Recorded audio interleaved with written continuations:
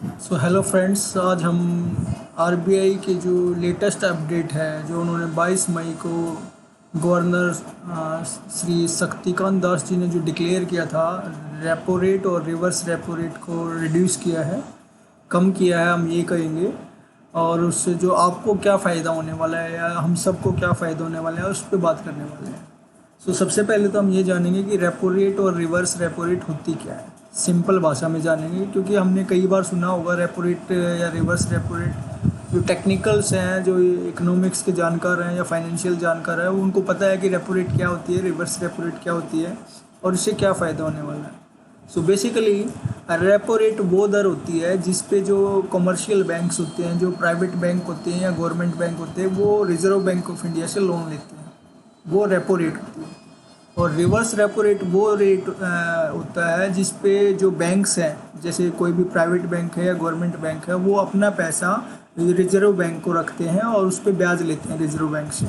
वो reverse repo rate है। आपको दोनों में फ़र्क समझ में आया होगा, मैं आशा करता हूँ।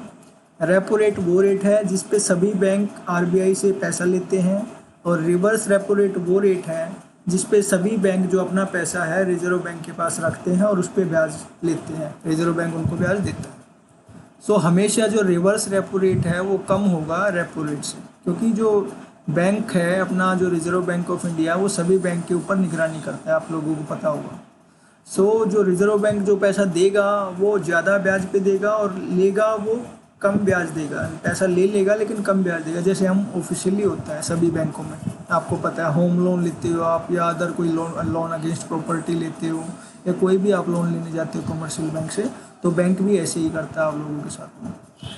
अभी जो करंट रेट है वो क्या हो गया है, मैं वो बता रहा हूँ आपको। अभी रेपो रेट जो हो गया है, रेपो रेट 4% हो गया है, जिसमें अभी लेटेस्ट 22 मई 2020 को रिजर्व बैंक के गवर्नर ने शक्तिकांत दास जी ने डिक्लेयर किया है कि 40 आधार जो अंक है, यानी कि 40 आधार अंक की कटौती की है उसमें रेपो रेट में, जिससे जो रेपो रेट दर है वो अभी 4% हो गई है या 4% हो गई है, और वो पिछले 20 साल के लोवेस्ट स्तर पर आ गया है। पिछले 20 सालों से सबसे लोवेस्ट स्तर आ गया है उसका।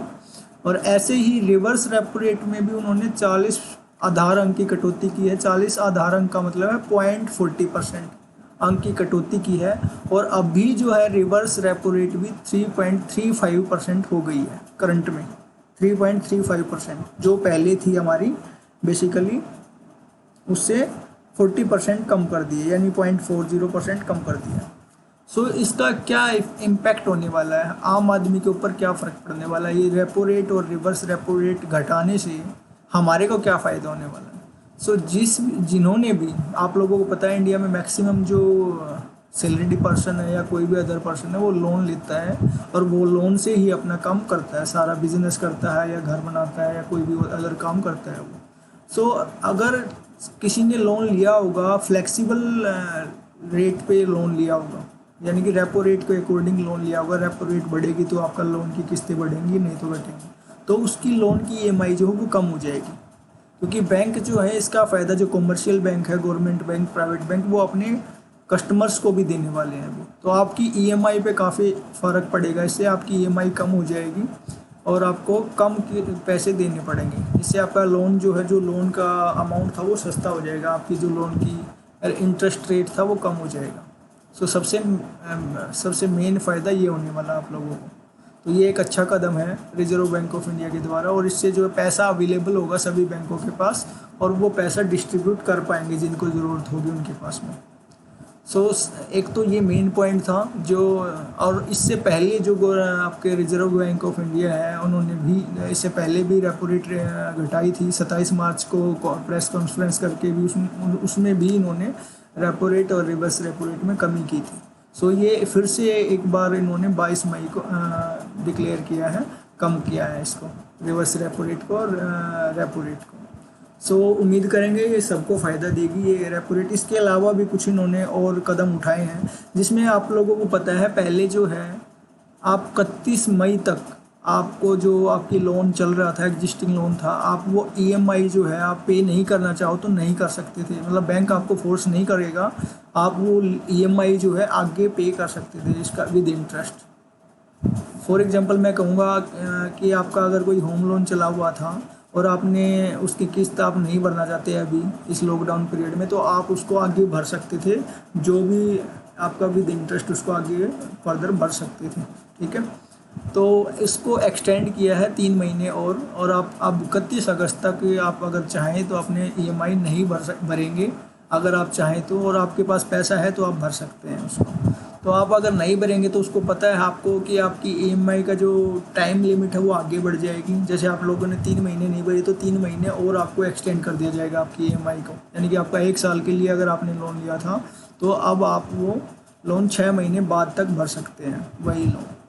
उसमें एक दिक्कत ये आ रही थी, बहुत से लोगों ने या बहुत से बिजनेसमैन ने ये शिकायत की थी आरबीआई को कि जो आप 3 महीने की छूट दे रहे हैं हमारे को पहले, उसके 3 महीने बाद तो हमारे को वो पूरा पैसा और पूरा इंटरेस्ट एक साथ देना पड़ेगा, वो बहुत ज़्यादा हो जाएगा।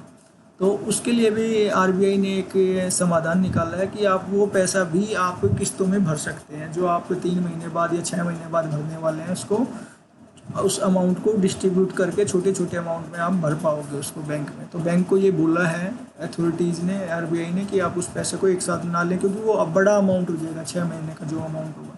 तो ये भी एक बहुत अच्छा इम्पैक्ट है। लेकिन मैं ये कहूँगा कि अगर आप लोगों के पास में पैसा है और आप इसका भर दीजिए अपनी ईएमआई को, तो फ़ायदेमंद रहेगा आप लोगों के पास में।